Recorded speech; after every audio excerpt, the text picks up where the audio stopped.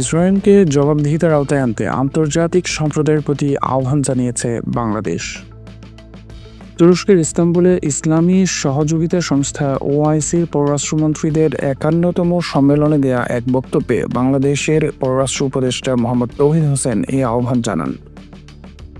এ সময় তিনি ইরানের বিরুদ্ধে ইসরায়েলের বেআইনি ও আগ্রাসী সামরিক হামলার তীব্র নিন্দা জানান।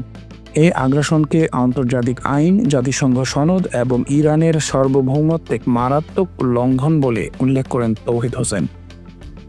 তিনি বলেন, ইসরায়েলের এ ধরনের বেপরোয়া কর্মকাণ্ড এই অঞ্চলে অস্থিতিশীলতা করার জন্য এবং বৈশ্বিক শান্তি ও নিরাপত্তাকে বিঘ্নিত করার হুমকি সৃষ্টি করছে। পররাষ্ট্র উপদেষ্টা অবিলম্বে এ ধরনের উস্কানি বন্ধের আহ্বান জানান এবং কূটনীতি ও আন্তর্জাতিক আইনের প্রতি শ্রদ্ধার মাধ্যমে শান্তি নিশ্চিত করতে সম্মিলিতভাবে কাজ করার সময় ইসরায়েলকে জবাবদিহিতার আওতায় আনতে আন্তর্জাতিক সম্প্রদায়ের প্রতি আহ্বান জানান। পররাষ্ট্র উপদেষ্টা তার বক্তব্যে রোহিঙ্গার সমস্যা তুলে ধরেন।